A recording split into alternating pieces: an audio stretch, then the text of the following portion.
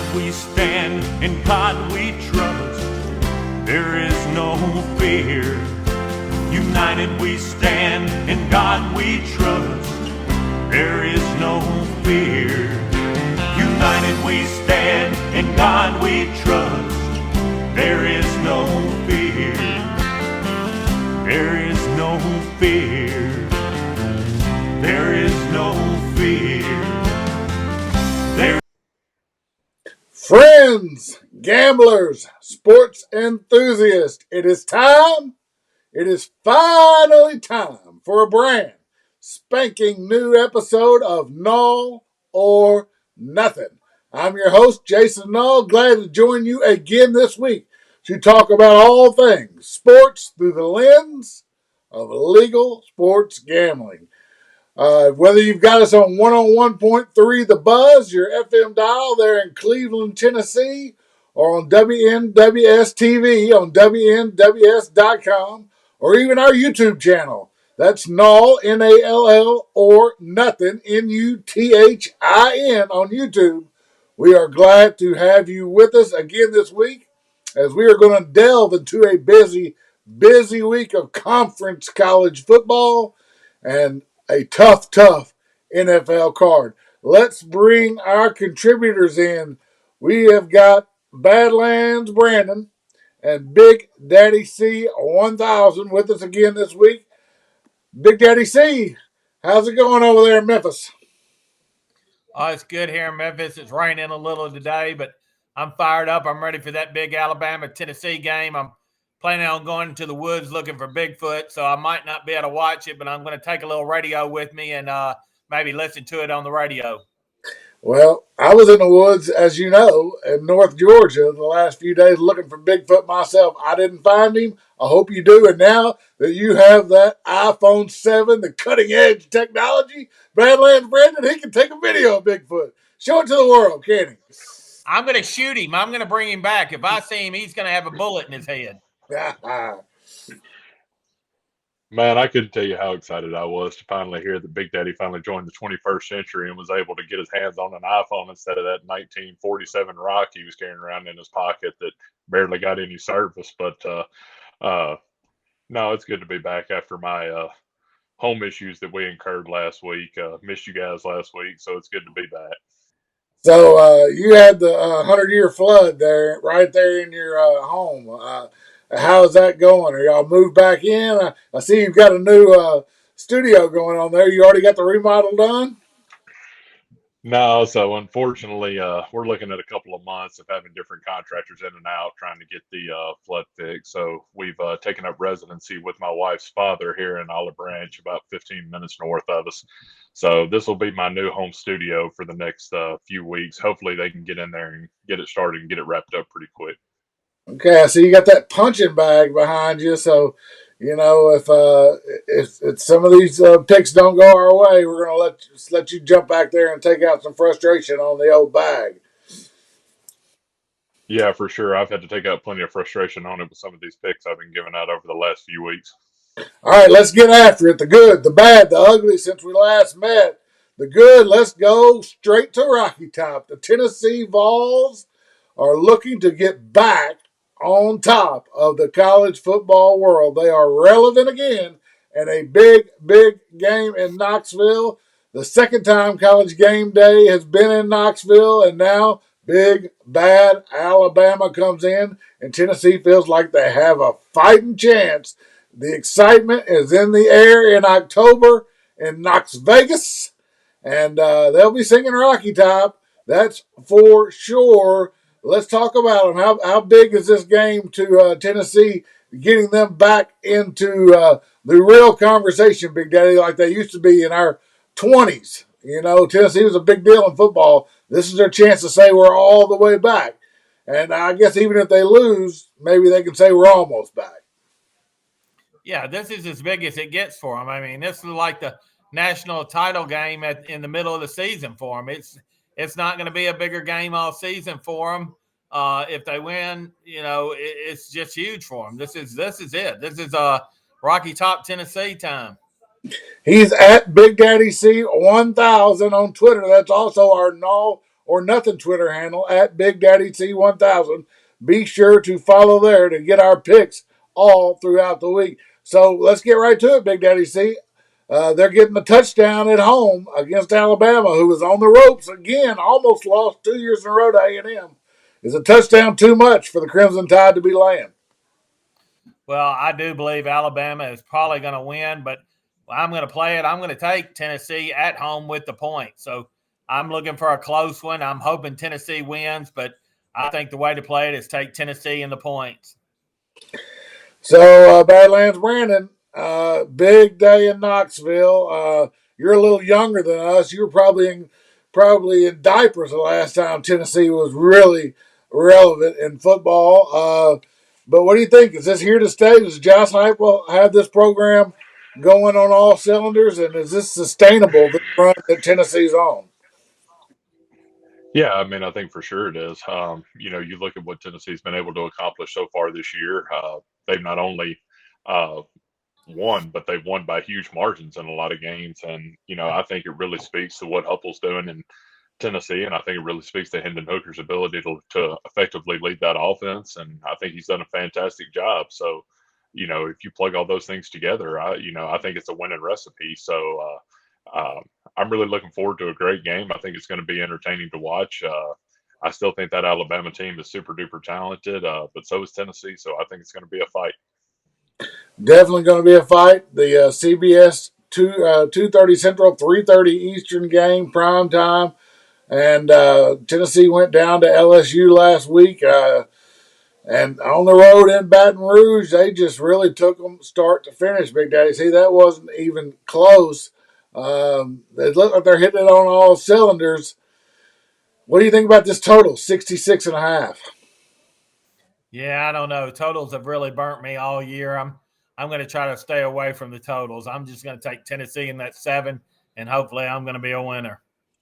Well, I'll tell you, I'm going to give you a bonus play. It's not in my Play Tour X birdie play package, which means it might be a winner since my birdie plays went 1-3 last week. Anyway, but a bonus play, I like the under 66.5 here. Sometimes in these big games, you get a little bit of a slow start. I do think the scoring will come, but I think we might have it just a notch under that 66.5. Now, don't take that bet if you're a faint of heart because you're going to be sweating it. But I think I'm going to put a little pizza money, or maybe even a little pizza and a movie money on the under 66.5. We haven't seen a really dominating Alabama defense yet this year, Badlands Brandon. Can Saban dial it up against this high-powered Tennessee offense and see kind of what we're used to seeing out of Alabama with a really stiff defensive performance? Yeah, I watched all of that Alabama and Texas A&M game, and now, granted, I'll give the Tide defense a little bit of credit on the pass rush. They did a good job getting back there and getting after A&M's quarterback. Um, but I just don't think the secondary is really as good as it has been in past years. And I think if it's not, I think it could be a long day for that Alabama secondary. But I think Saban is a good motivator of his players, and I think he's going to get these guys fired up. And I think the defense might actually decide to show up this game. All right, that's our breakdown early on. First segment, we covered the big game in Knoxville, the resurgence, it appears, the real resurgence this time of Tennessee football under Josh Heupel and Hendon Hooker. We're going to grab a quick break. Don't go anywhere, and we'll continue with the good, the bad, and the ugly.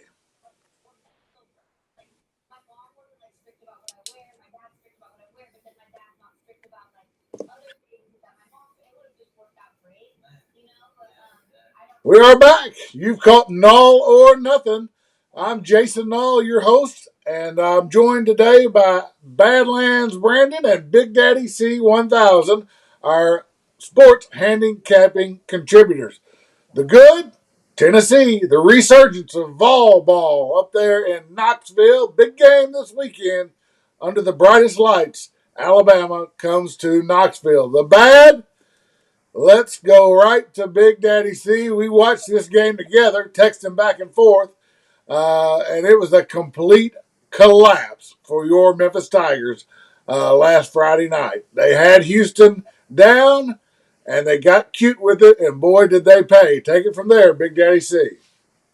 Yeah, it was an awful game for the Memphis Tigers. The Tigers actually went for two earlier in the game when they didn't really necessarily need to and missed, so that put them a point behind. Then later in the game, they went for two again and tried to make it up, and they missed again, so that puts them 2 points down. Well, late in the game, they were up by two touchdowns, and they let Houston score two touchdowns in the last minute and 30 seconds. The onside kick was awful. The Tigers, I mean, Houston blobbed the ball, kicked it kind of up in the air and landed right on the 10-yard line. All Memphis had to do is step up, wait for a catch, and catch it. They all ran from the ball like scared little girls. It was just an awful performance by the Tigers. It was just really a disgusting loss to be up by two touchdowns and lose in the last minute and 30 seconds. It was just an awful, ugly, or bad performance by the Tigers. Well, I mean, explain to me why when you're up 26, you score a touchdown to be up 26 points, why you don't just kick the field goal and go up 27? Why you go for two to go up 28? I mean, really, do you need analytics when you're up almost four scores? Why not just take the points there? Keep the momentum and don't give them anything to be happy about.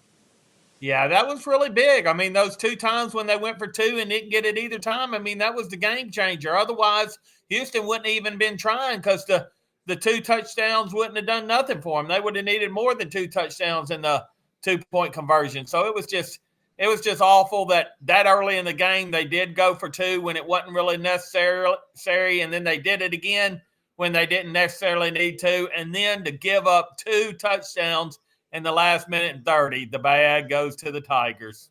Well, it got worse for Big Daddy C as he was in the stadium, in the Liberty Bowl, with a group of guys, big drinks on a Friday night. Memphis is up 27. Y'all are partying and drinking. What happened from there, Big Daddy C? Tell them why it really got bad. Yeah, I didn't know we were going to do all that, but my buddy Jim, he got so pissed off, he just left. He left us all there. We tried to get an Uber. The Uber's afraid to come down in that part of town. So me and another buddy of mine had to sit there till about 2 a.m. waiting on somebody to come get us. It was just the bad went to ugly, nasty, awful, and just rapid. So y'all are partying, happy, slapping high fives, Tigers rolling, everybody's having a great time. Then they blow the lead. Jim gets pissed. He hauls ass. Y'all can't find him at the game. You've all been drinking. You don't have a car, and you had to get an Uber, and you couldn't get an Uber there? No, the Uber wouldn't come down there. He was afraid. It was too dangerous part of town.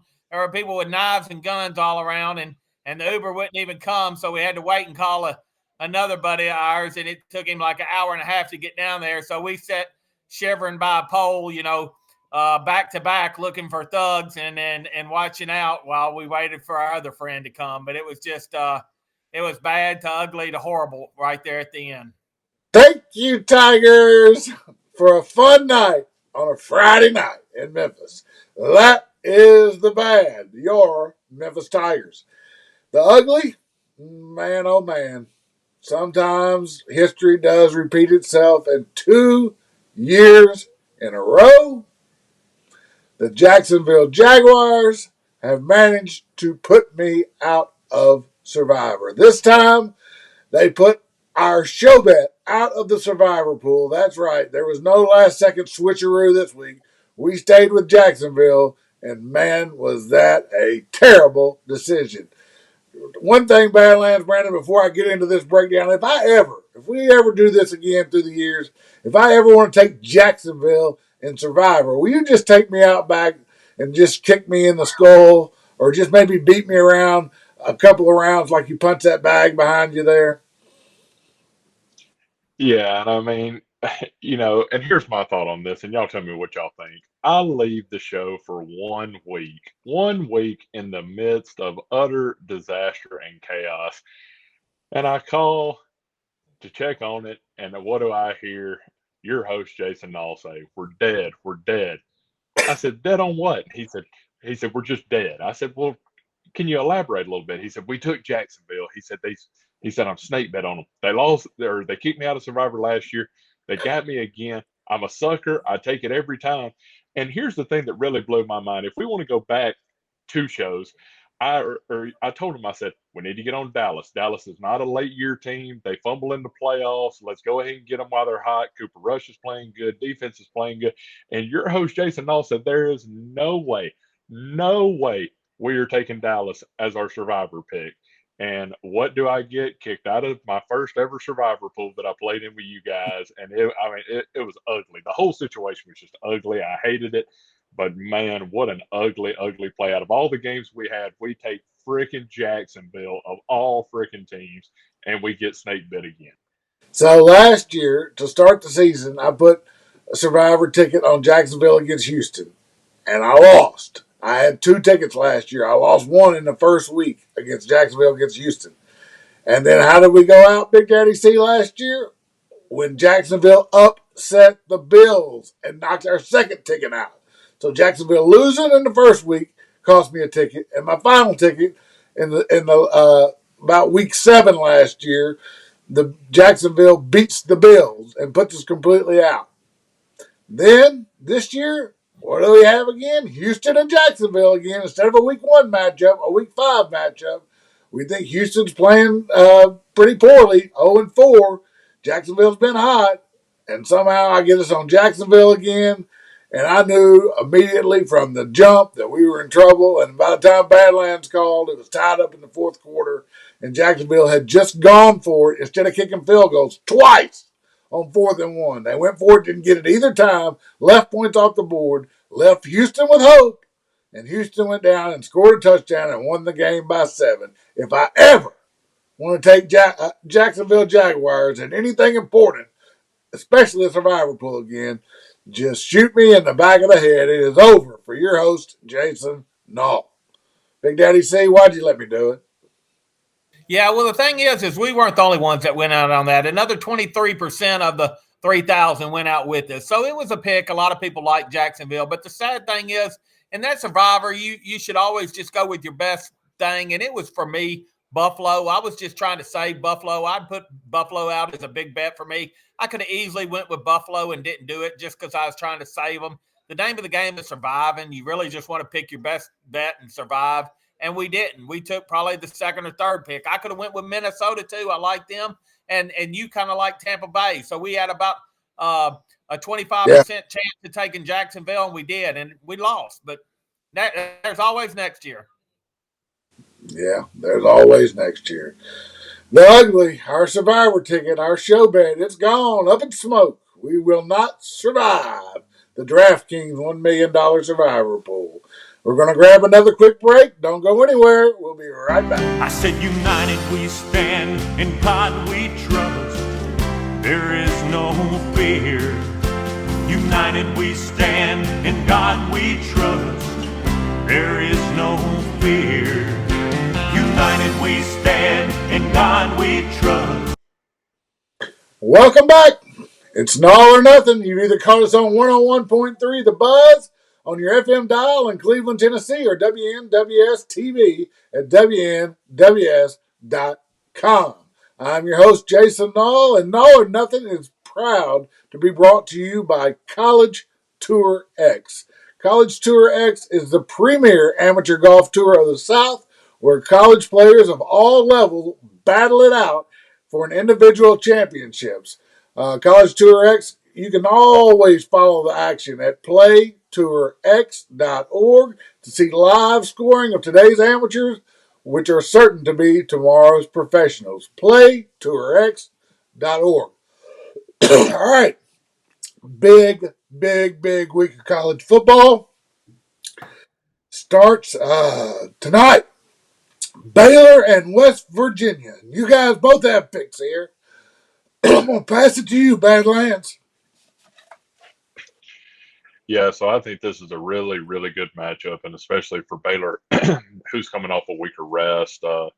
Those guys really needed a little bit of rest, I think, after that Oklahoma State game. They fought hard in that game, but the defense just wasn't able to hold up. But I think you're going to see a revived Baylor team this week. I think I think the combination of Richard Reese and Squirrel Williams and Blake Shapen, I think that's going to be the name of the game in this. And to be perfectly honest, I don't think JT Daniels has really played all that great at West Virginia so far this year. Baylor's trying to make this seem like it wasn't a fluke when they beat Ole Miss in the Sugar Bowl last year. So I think they're going to get fired up, and I think they're going to cover this. Badlands Brandon, his first clown pick. He's going with another 3-game parlay this week. The first leg, it is Baylor minus 3.5. Big Daddy C, I think you like Baylor too. Well, yes, I do. And I'm really worried because I'm on the same side as the clown. I mean, that really makes me afraid. But not even the clown can stop Baylor this week. Baylor will get there. I'm not going to flip him like I did last week with that Arkansas Mississippi State pick. I'm going to stay on the same side as him this week, and just not even the clown can stop Baylor this week. So I will be putting out Baylor as one of my big bets this week. I really like them here. I just don't think West Virginia is nowhere near as good. I like Baylor and Baylor to cover.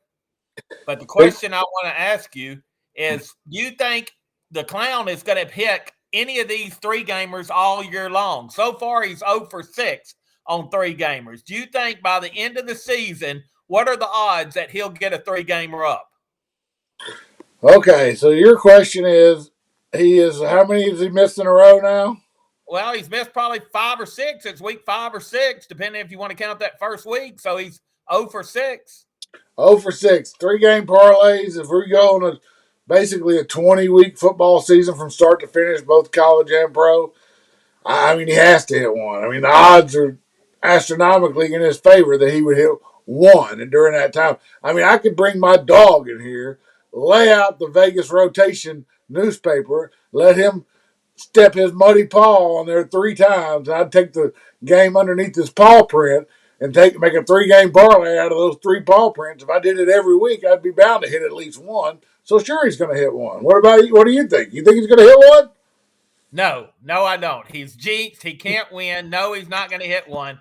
So what I did is I printed off the college plays, and I threw darts at it. I threw 3 darts, and here's the 3-gamer I got. And I think me throwing darts is going to hit a 3-gamer before him. I have Michigan minus 7, Colorado plus 14.5, and UFC minus 23.5.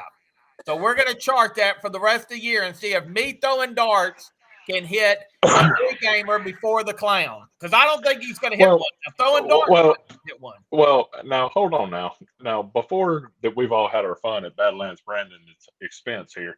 I want to let everybody know that I received a phone call on Saturday night about around 8 o'clock. And here's the context of this conversation and how it went. So it was Big Daddy C on the phone, and he said, look, Badlands, he said, stop what you're doing. I don't care what you're doing. Stop what you're doing and place a bet on Kentucky. Right now, he said they're coming out of the half. He said they're going to smoke them. It ain't even going to be close. He said, put all your chips in on them. And I was like, oh, okay, yeah, that sounds pretty good. All right. Hung up the phone. I knew there was no way in hell I was taking that, but I was going to make him feel good about himself. And what ends up happening in this game is South Carolina drubs them. And then he takes me and goes, well, you didn't take my pick, did you? And I said, no, I did not. And all he responded was good for you. So if I have to listen to this bald-headed, yard-cutting son of a gun out here in Memphis telling me that I need to take Kentucky, again, I mean, there's no way. It was just ugly. I don't know what the hell he was thinking, but it might have been too many beers or something. I don't know, too much pollen in the air or whatever it was, but it was bad. It was a bad pick. He called me about that one, too. I had something else going on. I couldn't give it the proper attention, thank God, and I dodged that bullet. But, yeah, I know what you're talking about. He gave us both two public service announcements that we had to get on Kentucky in game. He was watching it, and he could just feel it and see it well enough that Kentucky was about to steamroll him. Somehow I missed it. All I can say is for y'all, it's good for both of y'all. Y'all are either smart enough or way too busy to get on it. So if you didn't bet my pick and you didn't lose, who cares? I mean, I made a bad pick. I lost on it. It ain't the first time I've lost this year. But, I mean, y'all didn't lose a dime on it. So what's the sweat off your back? Either one of you. No, we didn't lose on it. We survived it. That's for sure. But, when you have a master handicapper like that Big Daddy C1000, take his time and give you a personal phone call to tell you to get on something. You know, you usually take action. You just caught me right at a bad time, so I did dodge that bullet. That's for sure. All right, so you guys both like um, Baylor in this Baylor. Thursday night soiree here. What are they catching? 3.5? Or are they giving three? Laying 3.5 on the road at West Virginia. That's plenty good enough for me. Give me the Mountaineers plus 3.5. Second game also going on Thursday night. Temple at UCF. UCF 23.5. Over under 45.5. Temple really bad. Gus Malzahn has been lukewarm at best this year. Where do you go with this one, Badlands? I don't know. That's an awful lot of points in a game right there. Even if Temple's not playing great ball, I think I'll just probably sit this one out and not do anything. But if I made a play on it, I would probably go with the. I would probably take the under in this one. Under 45.5. Let's go to Saturday. Big game here. Big game in the big house. Penn State, undefeated, comes in again to face Michigan. Michigan was expected by many to fall off a little bit off of last year's big playoff run. And, I'm not sure whether they have fallen off yet or not. They played a lot of cupcakes. And even their conference matchups thus far have been against the bottom dwellers of the Big Ten. This is no cupcake. This is a serious Penn State team that brings a seasoned quarterback and a legitimate coach into the big house. I think if people thought that Michigan fell off, you're getting a bargain here, getting Penn State plus 7. Michigan has looked good, but against lesser foes. Penn State's played a tougher schedule thus far. Give me those points. Give me the Nittany Lions, and that is my first Play Tour X birdie play of the week. I'll take the touchdown. I'll take Penn State plus 7 on Saturday against Michigan. What do you think about that one, Big Daddy C? I know you threw a dart and you landed on Michigan, but that dart hit the wrong bullseye. Yeah, I don't really have much opinion on this one, but if I have to play it, I'm going to go with the dart. I'm just going to hope the dart can pull it off. You think the dart can be better than Badlands, Brandon, and better than your host? Yeah, definitely. All right, SEC soiree. Auburn reeling heads to the Grove to face Ole Miss. Ole Miss laying over 2 touchdowns, 14.5, over under 55.5. That's a lot of points for an Ole Miss Auburn matchup that is usually a close game. Badlands, too many points, or you think Ole Miss takes care of business? I'm going to play this one a lot differently than how I normally put out my plays in this one. Ole Miss has not shown much in the first half over their last couple of games. I don't know really what's going on. They look pretty terrible, actually, against Vanderbilt in that first half. The offense really seemed to have trouble getting moving. So I think if I'm going to do anything, I'm going to watch the first half of this game, see how Ole Miss looks. Ole Miss is definitely a second half team, and I may jump in the end game on this one and try to get some action once I see how the game's playing out. Well, fair enough. Fair enough. Ole Miss did turn on the Jets for us. That was one of our plays last week that Badlands gave out as a part of his parlay, and I jumped on that piece of the parlay, and Ole Miss did get it going late and did cover the spread in Nashville. Oklahoma been just absolutely curb stomped and embarrassed over the last 3 weeks. Now they're at home licking their wounds to probably an angry fan base, laying 9 against this Kansas team that has been well over the expectations thus far this year. However, Kansas did lose their starting quarterback in their first loss of the year to TCU last week. Big Daddy C, Oklahoma get back to being Oklahoma this week? Are they going to cover the 9 against this feisty bunch of Jayhawks? Yeah, I don't know. I think the Jayhawks just got off to a good start, but they're probably going to do a little fading. I faded them last week and cashed that ticket. And I would, if I were to play this, I would fade them again here. I would take Oklahoma. But what I think is probably a little bit better play in this one is the under. Just say that Kansas isn't going to score and Oklahoma didn't score too many last week. So I would take a shot in the under in this game. How about Oklahoma didn't score any last week? The worst beating in the long storied history of the Red River rivalry.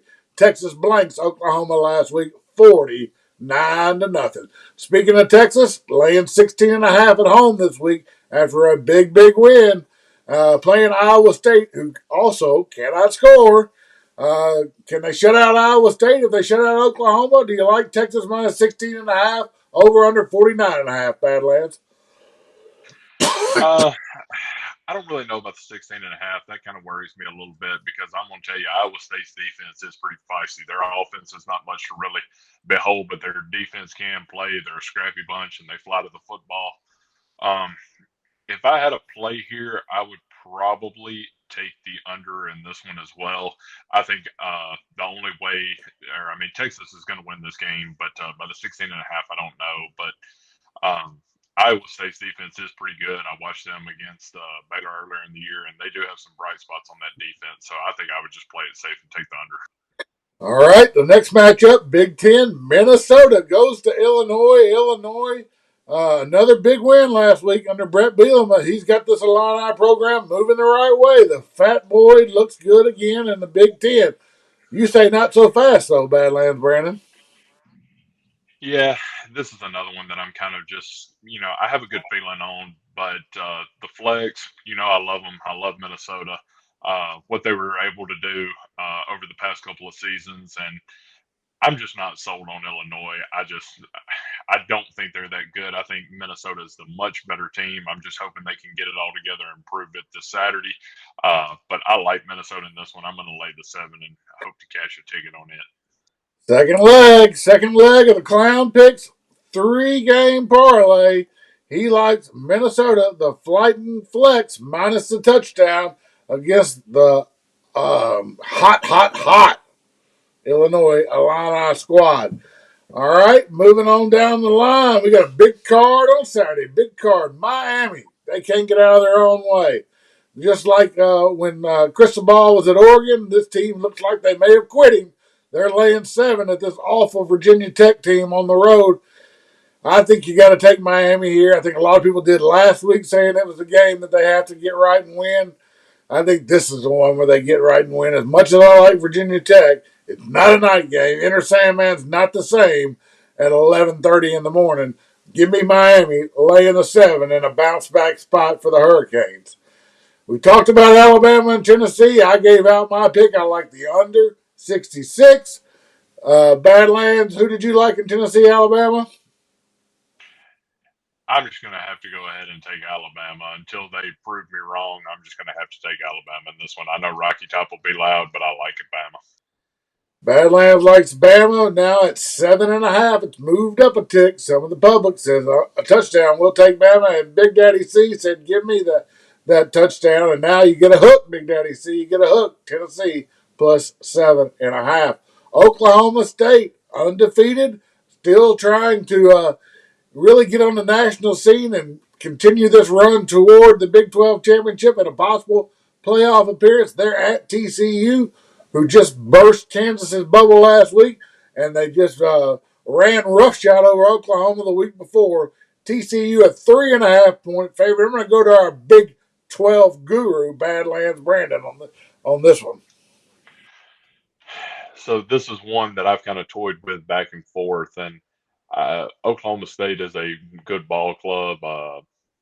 Everything seems to be pointing like they're going to continue to work their way up the polls, but this is a scrappy Horned Frog team, and they're going to come out and they're going to be ready to play in this one. I think this is where Oklahoma State catches their first loss. I like TCU in this one. He likes TCU at home. I have the under 8.5 in season wins for Oklahoma State. They better start losing fast, or that bet is dead in the water. Going to take it to Big Daddy C 1000 to break this one down. Vanderbilt, we saw them play feisty in the first half against Ole Miss, but then, get overpowered in the second half. Now they're on the road between the hedges in Georgia. Georgia laying 38.5, over under 58.5. Not sure Vandy can score on Georgia. What do you think about this one, Big Daddy C? Yeah, for me, it's going to have to be Georgia or nothing. There's no way I'd take Vandy, but Georgia hasn't covered a few of those big spreads this year, so it makes me worry a little. I might be looking to just take Georgia's point total and go over on it. But if I have to, Georgia. If not, Georgia's point total over.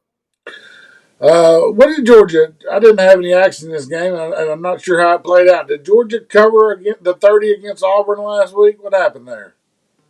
No, I don't think they did. Okay, it was closer than the 30. I knew it edged down to 29 at game time. All right.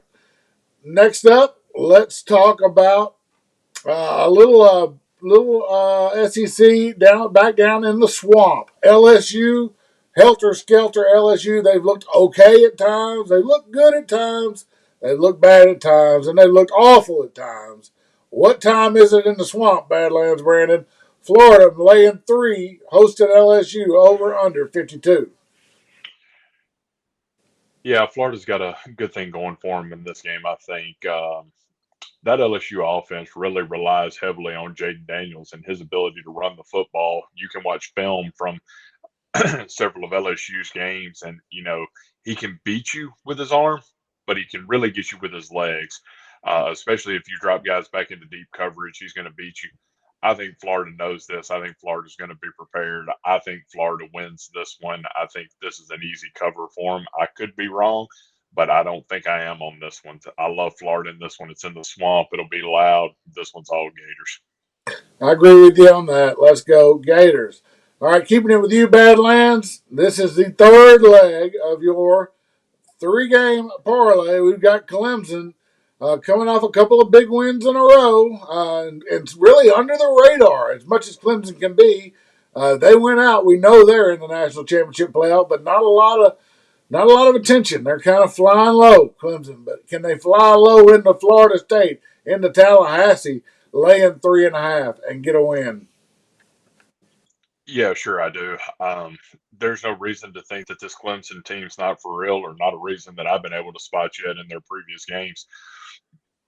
Florida State's really had some bright spots so far this year. They played good. The offenses look good. The defenses look good. But I think this one's just going to be all Clemson. They're hoping that they can get out of the season undefeated and secure a spot in that playoff. And I think they're going to do it. I think they know what's on the line, and they're going to be prepared to play for it. That's the end of the 3-game parlay, but he threw a little curveball here. He likes Clemson on the money line, laying the $1.75. So meaning Clemson just needs to win the game, laying the juice at $1.75 as Clemson is the favorite. So that's a 3-game parlay for Badlands Brandon.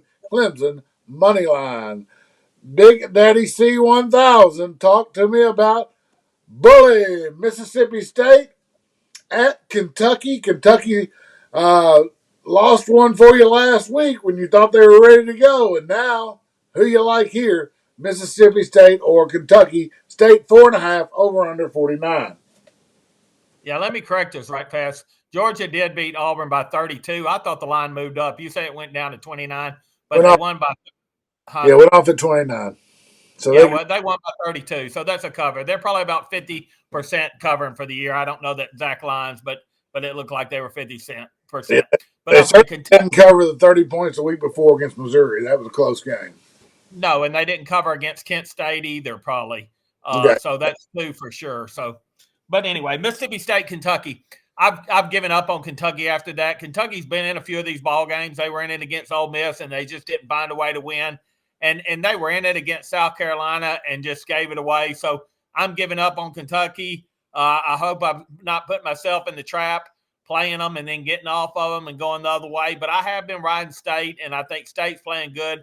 I like State in this one. It's going to be my second big bet of the day. I'll be taking State and laying the points. And as far as it goes, I'm pretty hot in college. Out of my 5 big bets I put out in the last 3 weeks, I'm 4 out of 5. So hopefully that continues, and some of y'all listening will ride these picks with me. Well, if he's going to remain hot, it's going to be by virtue of the state of Kentucky, because I'm going to go ahead and leave it with you. Your third big bet, MTSU, Middle Tennessee State at home against everybody's darling this year, Western Kentucky. Really hot among the sharp bettors. Western Kentucky's been a big money catcher so far this year. You say that stops. Middle Tennessee plus a 7.5 at home. You like them? Yeah, I do. I like Middle Tennessee State at home. They've had a big win this year, and I just think they do it at home. I think they cover. I think they play a good game. So I'll be pulling for Middle Tennessee State to knock out Western Kentucky, and I'm down on the state of Kentucky this week. All right, well, that rounds out the college big play for Big Daddy C. He's down on Kentucky. He'll take Middle Tennessee State, grabbing a touchdown and a hook at home, as well as Mississippi State on the road at Kentucky in the Commonwealth State, laying 4.5. I think that's a tricky spot for Mississippi State. Now, I know Kentucky's had injuries, but I think this is our season on the line game for Kentucky. Not necessarily flipping you. That's not why I'm saying this, but I like Kentucky there. I think they know it's now or never, and you say it's just never. All right, my final college play of the week. Let's go to North Carolina and Duke. Duke is coming in here. Just having lost to Georgia Tech, that gives them 2 losses on the year. They played Georgia Tech close, but they were a favorite in the game. Could not get it done. Georgia Tech played good defense against them. North Carolina, they just won at Miami. They won a wild game at Appalachian State earlier in this year. They've had some thrilling games. They certainly can score some points. Their defense is like Swiss cheese, though, and I think that's just what the doctor ordered for Duke.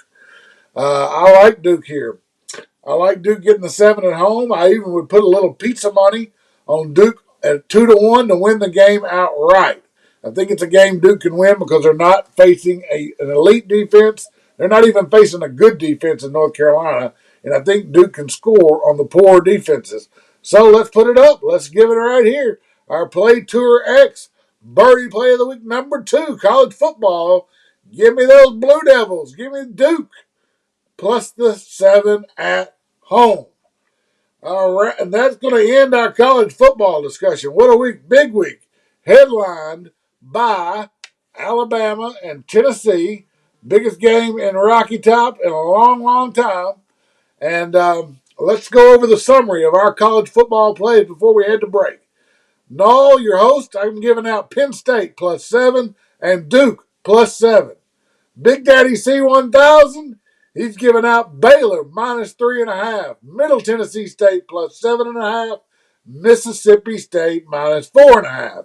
And Badlands, Brandon and his Badlands parlay, 3-game parlay, Baylor minus 3.5, Clemson money line, and Minnesota minus 7. Those are the picks for Nall or Nuthin in this week's college football action. Don't go anywhere. We'll grab a quick break, and we'll be right back to dissect the NFL.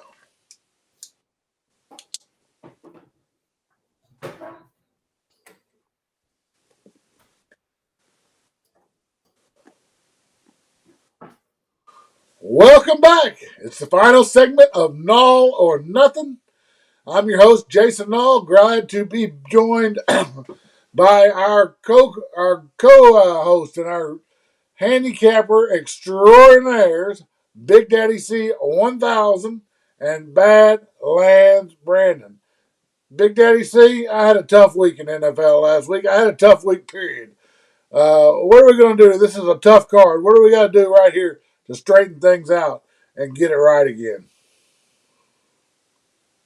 Well, I guess we're not going to take your picks. I mean, you put out those stinking Broncos that couldn't win at home. You put out those stupid Commanders again that are crummy.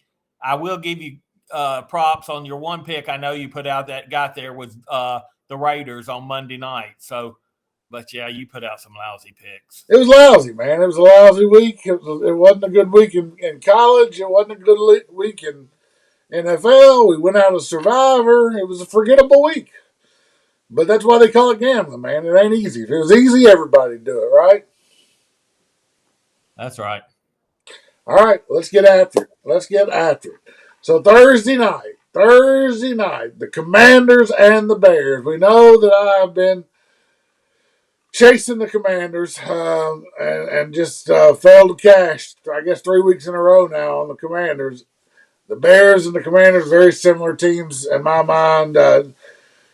Teams that are not expected to do much. That you got to find in the right spot and hope they can cover spreads. I've had no success with the Commanders. I tried the Bears earlier against the Giants. That didn't work out for me. Just not a game I have a feel for. Commanders won over under 38. That's our Thursday night game on Amazon Prime. Give me something to pull for, Big Daddy C.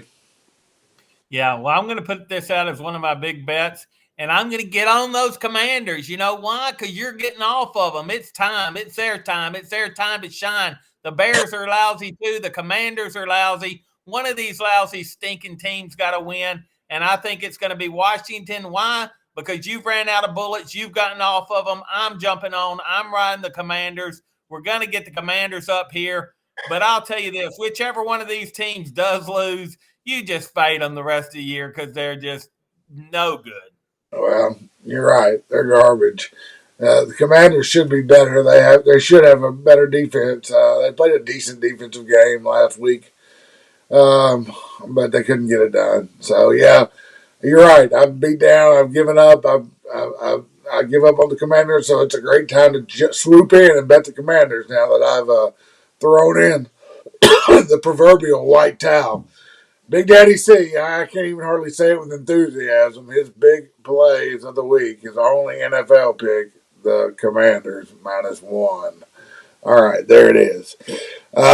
Moving down the line. 49ers at Falcons. Niners on fire. Second game of the week. Second week in a row on the road. Falcons, they showed up at home last time. They did beat the Browns. They went down and played a pretty good game. Gave some effort at the end, but didn't win against the Bucks. Jimmy Garoppolo undefeated in relief of Trey Lance back as a starter for San Francisco. 5.5 over under 44.5. Tough card for me. Give me the Falcons. Give me the points. Tampa Bay Buccaneers at the Pittsburgh Steelers. The Pittsburgh's not any good. They're not even a team you can bet on. Doesn't matter whether Pickett's in there or Trubisky or whoever at quarterback. They can't score. Tampa Bay, they're not in a great position either. They're still hurting at wide receiver and offensive line, but Tampa Bay laying 8 in Pittsburgh over under 44. Where you go here, Big Daddy C? Yeah, I'm not playing Pittsburgh till they prove they can do something. So that only leaves me with Tampa Bay. It's Tampa Bay or nothing here. Tampa Bay or nothing. Big Daddy C says laying 8. It's a nothing burger for me.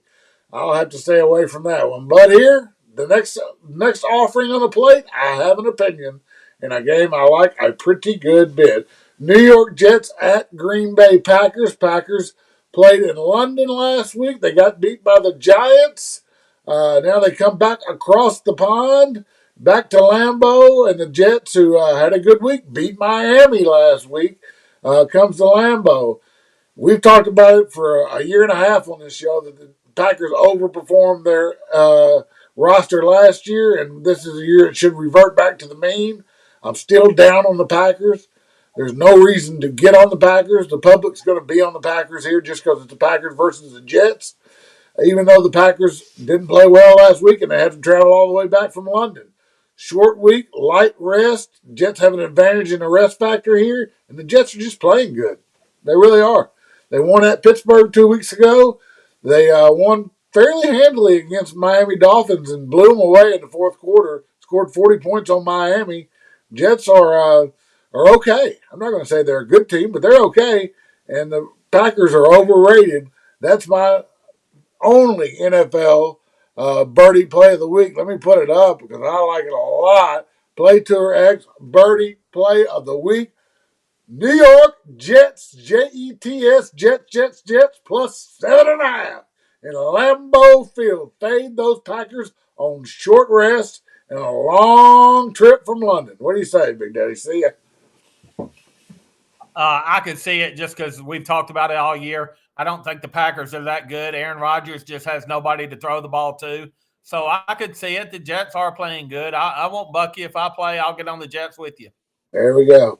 Ravens at the Giants. Ravens, they're another team hard to figure out. Can't seem to get the big wins. They did get the win against Cincinnati last week. I think they're 3-3 on the year now, or 3-2 on the year now. They're at the Giants again, coming back from across the pond. The Giants couldn't come through on Monday night for me against Dallas. I thought they were a pretender, and then they win the next 2 weeks. I say you fade them again. Give me Baltimore laying the 5.5.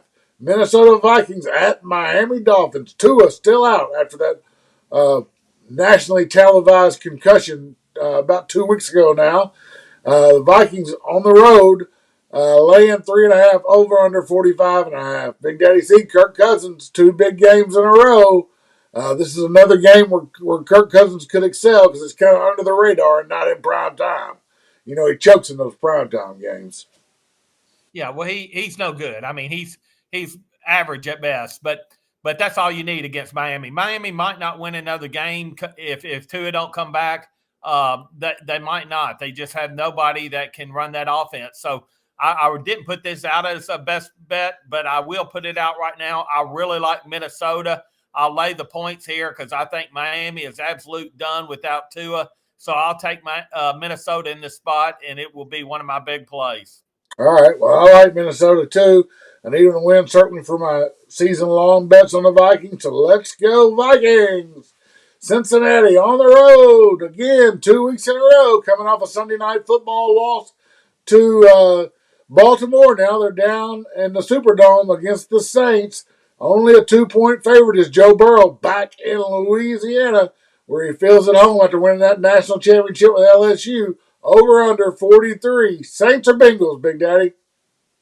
Yeah, I'm going with the Saints. I mean, the Bengals just don't have it this year. I don't know what's wrong. I thought they would have got it together by now, but that offense just ain't clicking. And somehow the Saints, with what they got, are making it. I'm going to take the Saints at home. All right, not a bad play. Take the Saints. A little under a field goal. Might as well take them on the money line and get that little bit of juice you can get there. Patriots at the Browns. Patriots, everybody knew all they could do was run the ball last week against Detroit. Even Detroit knew it. And what did Detroit do?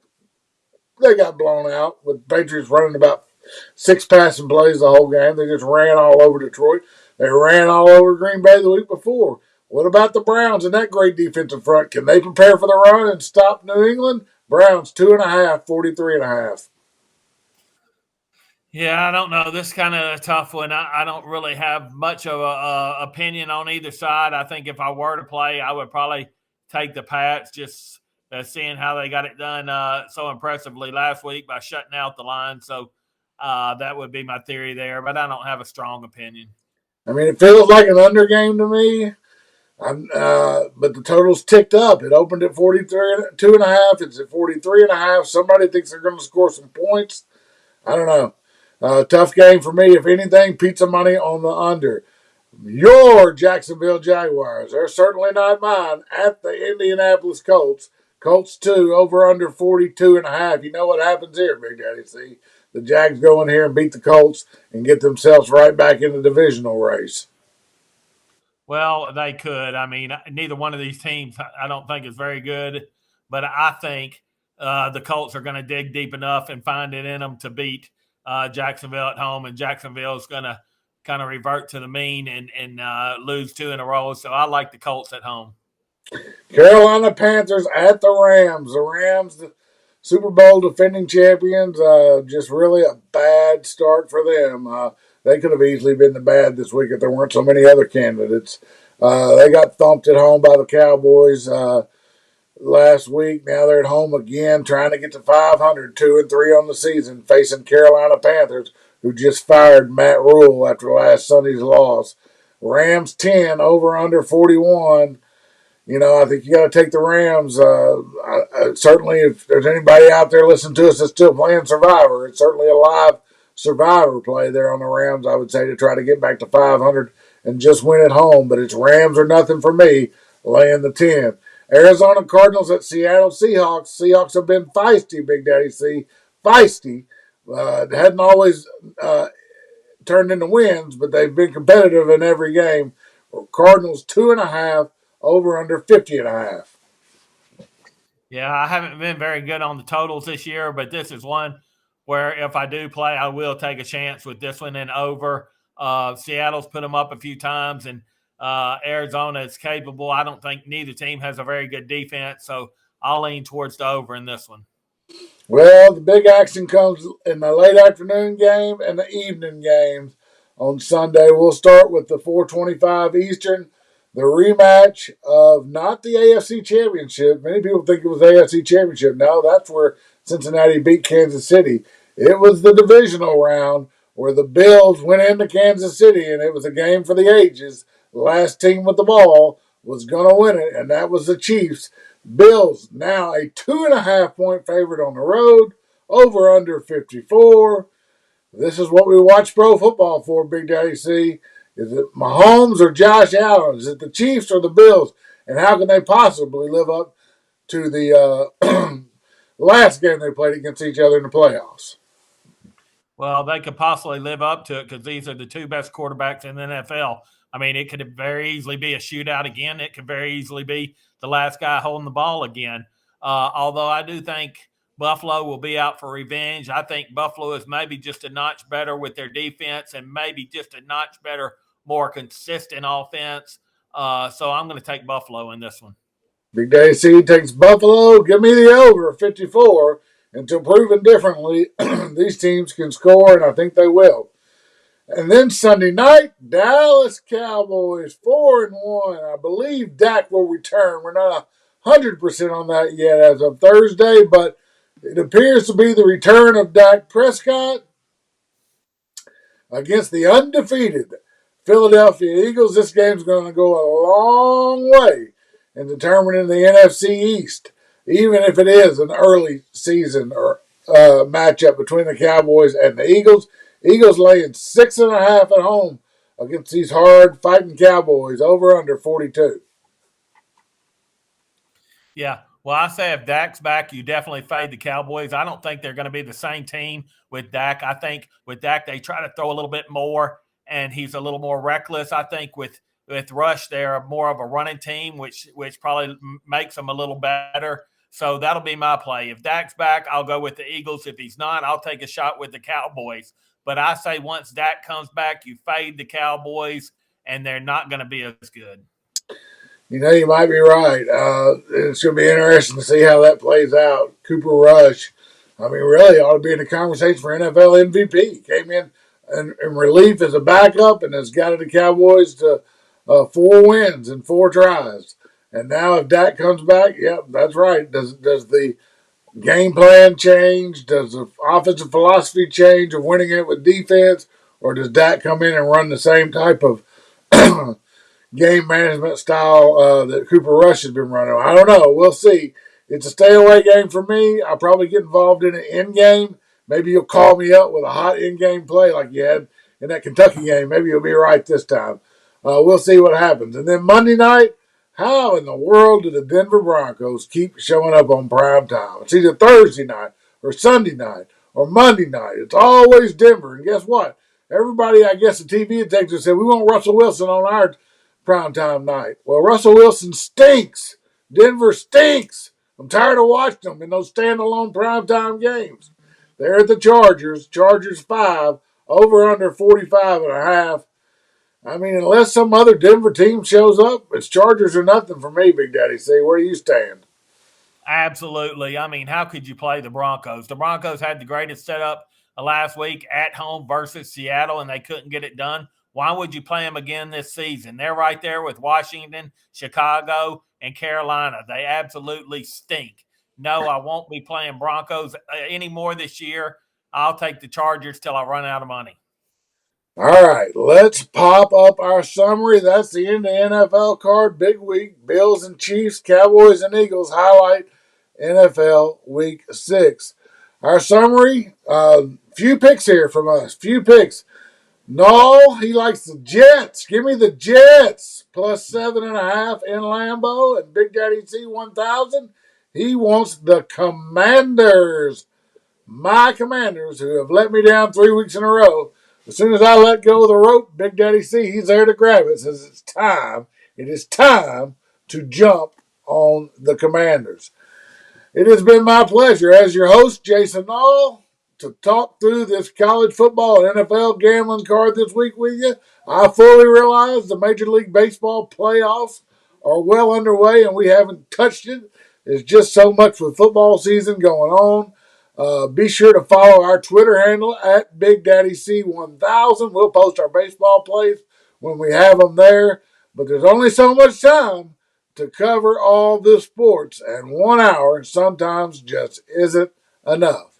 For at Big Daddy C1000 and at Badlands Brandon, I'm your host, Jason Nall, and we are out of here. I said, united we stand, in God we trust.